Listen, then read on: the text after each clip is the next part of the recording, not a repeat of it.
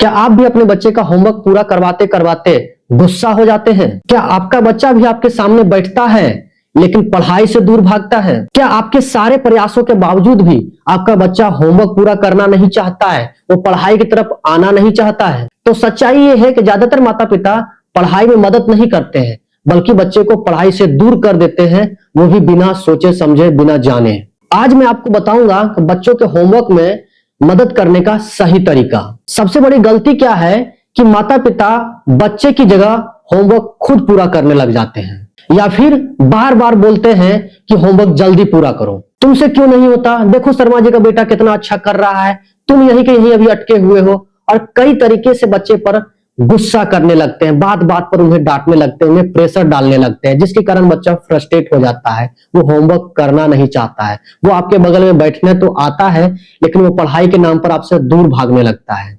ऐसा करने से आपका बच्चा दो चीजें सीखेगा, पढ़ाई का दबाव और होमवर्क का डर, जो बच्चे को कभी ऊपर उठने नहीं देगा। और फिर आपका बच्चा पढ़ाई से प्यार नहीं बल्कि पढ़ाई से नफरत करने लगेगा। सॉल्यूशन है, आप बच्चों का टीचर मत बनिए, आप उसका गाइडर बनिए। आपका काम उसे जवाब बताना नहीं है, उसके होमवर्क को पूरा करना नहीं है, बल्कि उस बच्चे को सही रास्ता दिखाना है। सबसे गलत तरीका है ये ऐसे ही होता है, मैं करके तुम्हें दिखाता हूं। और सही तरीका है कि बोलो क्या हो सकता है, इसको किस तरीके से तुम कर सकते हो, इसका क्या रास्ता है, तुम बना के दिखाओ। और इस तरीके से जब बच्चा खुद सोचने लगता है, खुद समझने लगता है, खुद रास्ता ढूंढने लगता है, तो बच्चे का दिमाग मजबूत होता है, पढ़ाई को वो इंटरेस्टिंग समझता है, प्रेशर नहीं समझता है।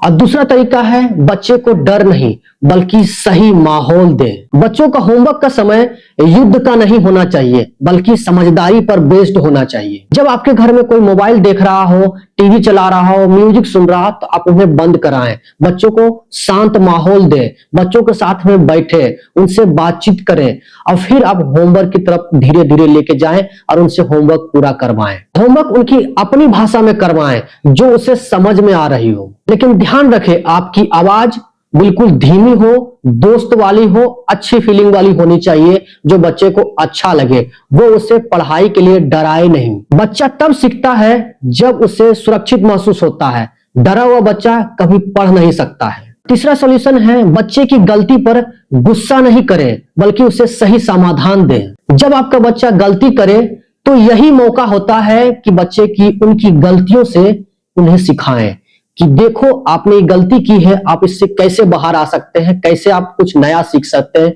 खुद कैसे कुछ नया सोच सकते हैं। लेकिन पेरेंट्स बिल्कुल उल्टा करते हैं, वो कहने लगते हैं बताओ तुम्हें कितनी बार मैंने बताया है, अब मुझे बताना पड़ेगा, तुम ध्यान ही नहीं रखते हो, तुम्हें कुछ समझ में ही नहीं आता है, तुम बिल्कुल पढ़ना नहीं चाहते हो। और इस तरीके से उन्हें चुप करा दिया जाता है, जबकि सही तरीका यह होना चाहिए, ओ अच्छा क्या कंफ्यूजन है इसमें, कहाँ दिक्कत आ रही है, क्या बेटा समझ में तुम्हें नहीं आया, चलो फिर से ट्राई करते हैं, गलतियां होती है कोई बात नहीं बेटा, फिर से ट्राई करते हैं, चलो इस स्टेप को, इस पॉइंट पर थोड़ा सा फिर से विचार करते हैं, फिर से रिवाइज करके देखते हैं।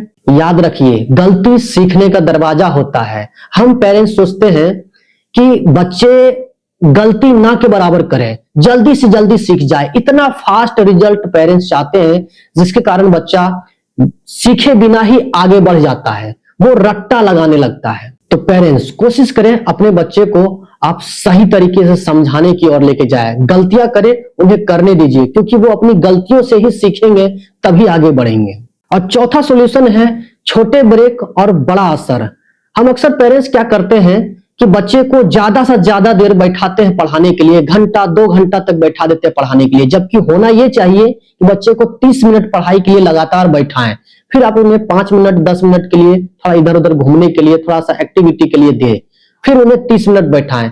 तो इस तरीके से बच्चा थकेगा नहीं, मेंटली उसे प्रेशर नहीं महसूस होगा और आपकी बातों को समझेगा, वो होमवर्क को ठीक से कर पाएगा, अपनी पढ़ाई को ठीक से पूरा कर पाएगा। बच्चों का दिमाग कोई मशीन नहीं है, उन्हें थोड़ा आराम की भी जरूरत होती है, फिर आप उन्हें कंटिन्यू कर सकते हैं। थोड़ा आराम करने से बच्चों की फोकस करने की क्षमता बढ़ जाती है। होमवर्क में मदद करने का 5वां तरीका है, बच्चे से नंबर या परसेंटेज मत पूछिए, उनकी मेहनत की तारीफ कीजिए। आप बच्चों से ये कभी मत कहिए कि आपको 100 में से 100 लाना है या 90 या 95% लाना है, बल्कि आप उनसे कहिए कि आज आपने बहुत अच्छी कोशिश की है, आज आपने हार नहीं माना और आपने पढ़ाई को बहुत अच्छे से किया। आपने हर एक टॉपिक को बहुत अच्छे से कवर किया, उसे समझने की कोशिश की, खुद से लिखने का प्रयास किया और आपने कुछ नए तरीके से लिखा। जब आप बच्चे की मेहनत की तारीफ करते हैं तो आपका बच्चा मेहनती बनता है, न कि नंबर वाला। बहुत सारे ऐसे स्कूल हैं जो बच्चे के रिपोर्ट कार्ड में परसेंटेज या उसके नंबर को बहुत बढ़ा चढ़ा करके शो करते हैं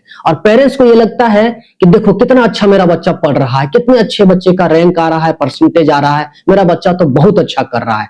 जबकि आप असल में चेक करते हैं बच्चे को तो उसकी सोचने की क्षमता, उसकी बोलने की क्षमता, लिखने की क्षमता, किसी टॉपिक को ठीक से अगर समझ रहा है तो उस टॉपिक को वो कैसे लिखता है, पढ़ता है, अगर आप चेक करते हैं तो बच्चा आप बहुत नीचे आपको नजर आएगा।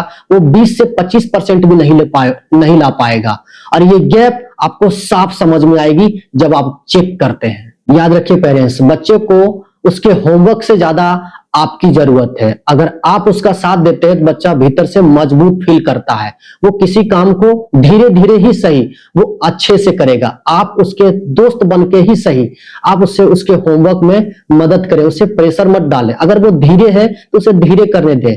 जरूरी नहीं है कि हर बच्चा एक स्पीड से सीखता है, हर बच्चा अपने आप में अलग होता है, आप भी जानते हैं। आपका बच्चा है, आप उसकी कमियों और खूबियों को अच्छे से जानते हैं, मैं बार बार बोलता हूं। तो ध्यान रखें, आपका बच्चा अगर स्लो है तो आपसे स्लो स्पीड में लेकर के चलें। आपका बच्चा फास्ट है तो ठीक है, आप फास्ट में लेके जा सकते हैं। अगर आप होमवर्क पूरा करवाने के लिए बैठे हैं तो बात बात पर उन्हें डांटे नहीं, उन्हें समझाने की प्रक्रिया से जोड़ें। उन्हें खुद से पूछें कि आप कैसे इस टॉपिक को समझते हैं, आप इसे कैसे हल कर सकते हैं। इस तरीके से बच्चे को अगर आप पढ़ाई या होमवर्क के लिए बैठाते हैं तो आपका बच्चा अच्छे से होमवर्क पूरा करेगा। तो पेरेंट्स, आज से ये 3 चीजें याद रखिए कि बच्चे को जवाब मत बताइए, उन पर गुस्सा मत कीजिए, डर का माहौल मत बनाइए, बस साथ दीजिए, आपका बच्चा खुद आगे जाएगा। पेरेंट्स, अगर बच्चे की पढ़ाई या होमवर्क से रिलेटेड आपके दिमाग में कोई सवाल आ रहा हो तो आप कमेंट बॉक्स में हमें लिख के बता सकते हैं। मैं उस पर कोशिश करूंगा आपको सही रिप्लाई दूं और सही समय पर दूं। अगर आपको ये वीडियो पसंद आया हो तो इस वीडियो को लाइक करें और शेयर करना तो बिल्कुल भी न भूलें। अगर आपने अभी तक सब्सक्राइब नहीं किया है तो इस चैनल को सब्सक्राइब करके रख लें, क्योंकि इस तरह की वीडियो आपके बच्चे के लिए, आपके लिए गाइड का काम करेगी जो आपसे मिस हो जाएगी। तो चलिए किसी और टॉपिक पर बातचीत करते हैं किसी और वीडियो में, तब तक के लिए मुझे आशीर्वाद दें।